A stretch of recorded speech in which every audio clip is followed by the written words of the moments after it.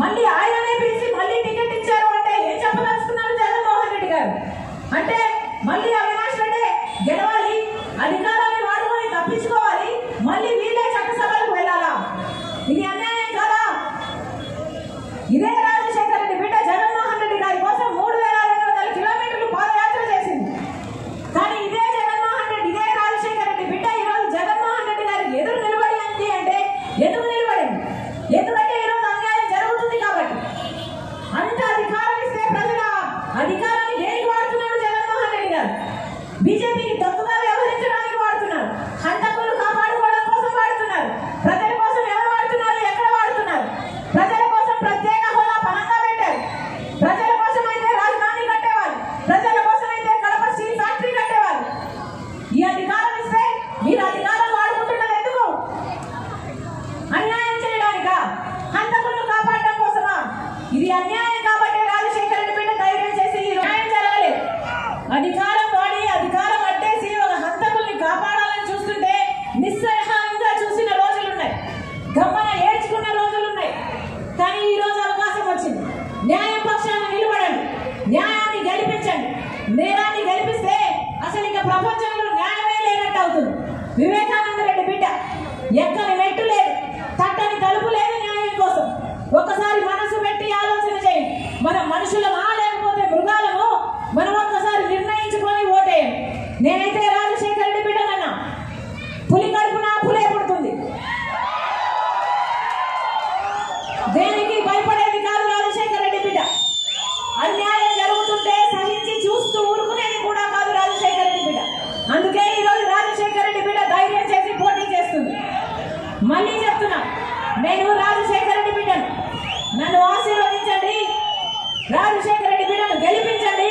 ఈ రాజశేఖర రెడ్డి బిడ్డ మాటిస్తుంది, ఎలాగైతే రాజశేఖర రెడ్డి గారు మీకు ఎంపీలుగా, ఎమ్మెల్యేలుగా, ముఖ్యమంత్రులుగా, నాయకులు సేవలు చేశారో రాజశేఖర రెడ్డి బిడ్డ కూడా మీకు సేవ చేయాలని ఆశపడుతుంది. మీరు గెలిపించండి.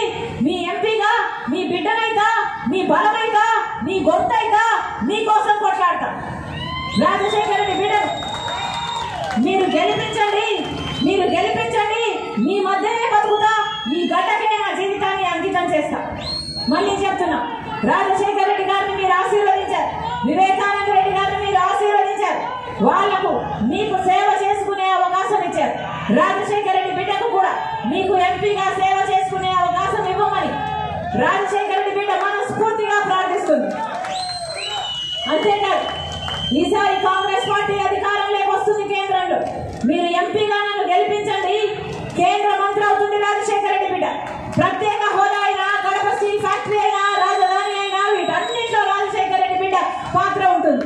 మనస్ఫూర్తిగా ఆశీర్వదించాలని, హస్తం గుర్తు మీద ఓటేసి రాజశేఖర రెడ్డి బిడ్డను ఎంపీగా గెలిపించాలని కోరుతూ, అలాగే ఎమ్మెల్యేగా అఫ్జల్ ఖాన్ అన్నని హస్తం గుర్తు మీద ఓటేసి గొప్ప మెజారిటీతో గెలిపించాలని కోరుతూ, ప్రతి అన్నను, ప్రతి తమ్ముని, ప్రతి అక్కను, ప్రతి చెల్లిని శిరస్సు వంచి చేతులు జోడించి మనస్ఫూర్తిగా ప్రార్థిస్తుంది రాజశేఖర రెడ్డి బిడ్డ. జోహార్ వైఎస్ఆర్, జోహార్ వైఎస్ఆర్, జోహార్ వైఎస్ఆర్. హస్తం గుర్తుకే, హస్తం గుర్తుకే అన్న, గుర్తు ముఖ్యం. హస్తం గుర్తు, రాజశేఖర రెడ్డి గుర్తు అన్న, ఆశీర్వదించండి. హస్తం గుర్తు అన్న, అమ్మ హస్తం గుర్తు, ఆశీర్వదించండి అన్న, ఆశీర్వదించండి అన్న. ఉంటా అమ్మ, ఉంటా అమ్మ, ఉంటా.